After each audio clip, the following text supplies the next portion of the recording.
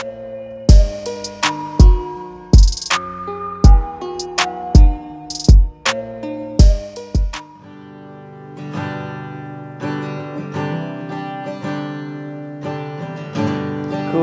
menyembah dalam kudus hadirat-Mu, hampiri tahta kasih karunia Bapa.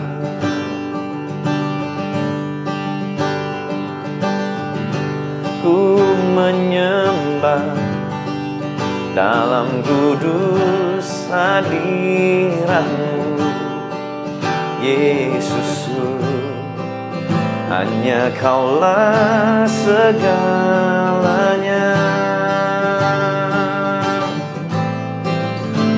Ku yakin Kau hadir di sini, ku rasakan kuasa yang tak terbatas. Ku yakin Kau nyata di sini, kemenangan terjadi di sini.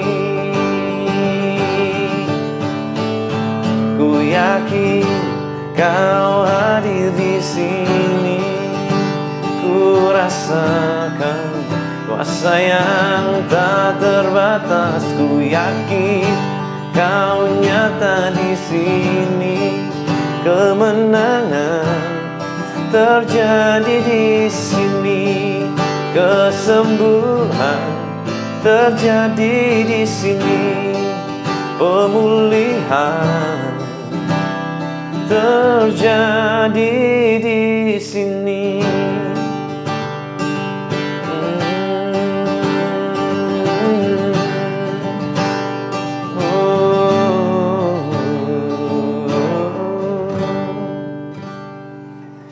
Shalom saudara, hari ini kita akan membahas satu topik firman Tuhan, yaitu bicara mengenai doa yang tepat. Doa yang tepat. Satu kali Tuhan Yesus mengusir setan yang membuat bisu seorang anak. Dan sebetulnya ayah dari anaknya ini sudah membawanya kepada murid-murid Yesus. Tetapi pada saat itu murid-murid Yesus tidak dapat mengusir setan yang ada di dalam diri anak ini, yang membuat dia menjadi tuli dan bisu. Tetapi kali ini dalam Markus pasal 9 ayat 25 sampai 27, tiba-tiba Yesus langsung berkata dan langsung Yesus memerintahkan dengan begitu yakin, dan roh jahat ini keluar. Mari kita lihat kisahnya. Dikatakan, seeing that the crowd was forming fast, Jesus gave the vile spirit its marching orders. Dumb and deaf spirit, I command you out of him and stay out. Screaming and with much thrashing about it, it left. The boy was pale as a corpse, so people started saying he is dead. But Jesus taking his hand, raised him, the boy stood up. Saudara, kalau kita perhatikan dari kisah ini, ada sesuatu yang menarik di mana waktu Yesus mengusir setan, dia tidak lakukan itu sebagai sesuatu yang show off. Kenapa? Karena begitu Yesus melihat ternyata banyak sekali orang mulai berkerumun pengen tahu ada apa begitu ya, namanya sesuatu yang baru buat mereka, sesuatu yang beda, sesuatu yang aneh, itu pasti mendatangkan crowd atau massa. Waktu massa mulai datang, langsung Yesus melihat itu dan Yesus dengan cepat mengusir dan berkata, roh yang membisukan dan yang membuat tuli, aku perintahkan kamu keluar dari anak ini dan tetaplah keluar. Dan roh jahat itu menjerit, ya, menggoncang-goncang anak itu dan meninggalkan tubuh anak itu, dan akhirnya anak itu dalam keadaan pucat, ya, seperti mayat dikatakan. Dan orang-orang yang ada di sana mulai bilang, wah dia mati nih kayaknya gitu.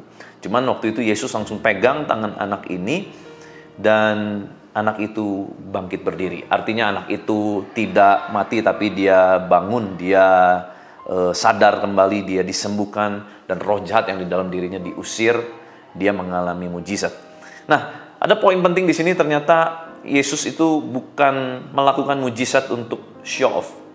Sekalipun mungkin kita bilang gini, Tuhan harusnya kan Tuhan menjadi satu saksi gitu ya buat banyak orang, karena kan pada saat itu kayaknya orang-orang perlu diyakinkan kepada siapa Yesus. Tetapi saya yakin Yesus sebetulnya tahu bahwa kalau sebanyak mungkin orang lihat mujizat Yesus pun, sebetulnya itu tidak jadi satu jaminan bahwa mereka akan percaya. Buktinya apa? Begitu banyak orang yang melihat mujizat, ya, bahkan ngalamin mujizat bersama dengan Yesus. 5 roti 2 ikan, ya, mujizat 4.000 orang terima makan. Semua itu mujizat yang luar biasa. Tetapi kita lihat tidak ada satupun yang berdiri, ya. Bahkan murid-murid pun tidak berani gitu ya support Yesus waktu Yesus digantung di kayu salib. Bahkan orang-orang yang lalu lalang, saya yakin mereka adalah sedikit banyak orang-orang yang pernah ngalamin mujizat bersama dengan Yesus. Dan mereka mencibir, katakan, kalau kamu memang betul Mesias, harusnya kamu bisa turun. Kamu yang membangkitkan orang mati, kamu yang mencelikan mata orang buta, masa kamu nggak bisa turun dari situ? Lihat, berarti mereka tahu mujizat itu, mereka mengalami, mereka lihat. Tetapi mereka tipikal orang yang cuma melihat mujizat gitu ya, tidak punya hubungan pribadi dengan Tuhan. Satu kali waktu datang masalah, datang himpitan, dia akan lari meninggalkan Yesus. Jadi Yesus tahu betul, gak perlu Yesus show off mujizatnya hanya untuk bikin orang percaya. Karena justru Yesus mencari spesifikasinya adalah orang-orang yang mau diselamatkan dan orang-orang yang mau dimuridkan olehnya. Nah saudara, poin penting yang kita mau pelajari hari ini adalah bagaimana Yesus mengusir roh jahat tersebut. Saudara, ini doa yang sangat powerful yang dikatakan oleh Yesus. Bukan cuma karena Yesus adalah Tuhan itu sendiri, tetapi kalau saya perhatikan doa Yesus tepat sasaran. Makanya Yesus langsung berkata, roh yang membuat bisu dan menjadikan anak ini tuli. Roh yang menjadikan bisu dan tuli. Jadi Yesus itu to the point. Perkataannya langsung to the point, gitu saudara ya. Yesus tidak belat-belit, dia langsung sikat sasarannya. Nah, kita belajar bahwa doa yang berkuasa, salah satunya adalah doa yang to the point. Makanya firman mengajarkan, gak usah kita bertele-tele dalam doa kita, tetapi langsung saja kita to the point. Ya, kita langsung to the point. Nah, gimana supaya kita bisa doa itu straight to the point gitu ya? Gak ngalor ngidul, gak kemana-mana, akhirnya kayak kalimatnya sia-sia diucapkan di udara, tidak ada kuasanya. Yang pertama, kita butuh yang namanya kepekaan, saudara. Nah, kepekaan ini hanya bisa dibangun melalui apa? Hubungan dengan Tuhan. Semakin banyak kita membangun hubungan dengan Tuhan, hikmat, marifat, kepekaan itu diwahyukan dalam kehidupan kita. Saudara, kalau ada seorang yang sering bergaul dengan saya misalkan, lama-kelamaan orang itu akan meniru cara saya bicara. Mungkin lama-kelamaan dia akan meniru cara saya bagaimana berkata-kata, cara saya bergerak, tipikal-tipikal apa yang ada di dalam gerak-gerik saya tiba-tiba ada di dalam dirinya. Kenapa?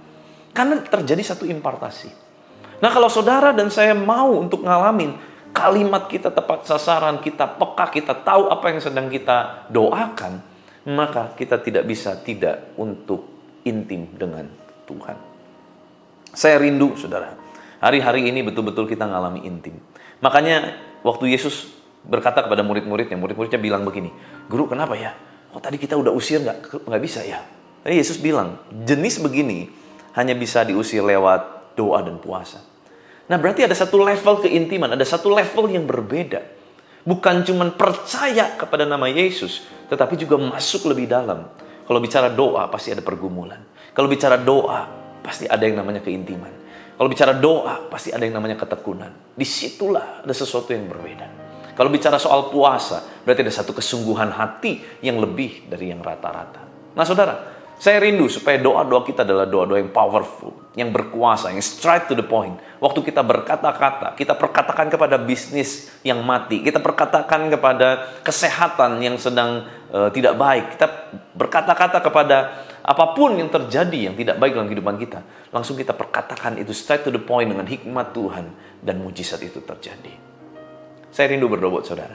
Tuhan, terima kasih buat firman-Mu mengajar kami, menegur, mengingatkan kami. Ada satu hal di mana kami harus belajar untuk lebih intim dengan Engkau, sehingga kami memperoleh satu kepekaan yang lebih lagi bersama dengan Engkau. Tolong kami Tuhan, untuk hari-hari ini kami betul-betul menangkap apa yang menjadi maksud tujuan Tuhan, menangkap apa yang menjadi isi hati Tuhan, untuk kami boleh kerjakan setiap harinya. Tuhan, berkati semua anak-anak-Mu ini Tuhan. Berkati mereka dalam usaha bisnis pekerjaan, dalam studi, kehidupan rumah tangga. Tuhan, jadikan mereka terus berhasil. Berkati dengan kesehatan yang terus prima. Jauhkan dari segala sakit, penyakit, virus, bakteri apapun. Biar tangan perlindungan kasih-Mu terus menyertai umat-Mu. Di dalam nama Tuhan Yesus Kristus kuasa kehidupan, kuasa kebangkitan Kristus mengalir memerintah atas kami. Haleluya. Sama-sama kita katakan amin. Tuhan Yesus memberkati.